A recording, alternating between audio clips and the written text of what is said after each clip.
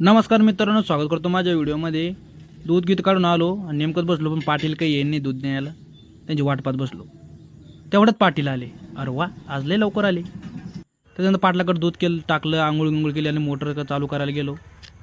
शमाईला motor तर चालूच होत नव्हती, माहिती काहीतरी प्रॉब्लेम झाला वाटतं। वायर आलून पाहिलं, काही चालूच झालं नाही। जाऊन द्या म्हणलं, चला शेतात।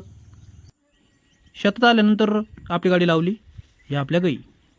आता यांना कुट्टी टाकावं म्हणलं, कुट्टी गिट्टी टाकली आणि औषध मारायला लागलो।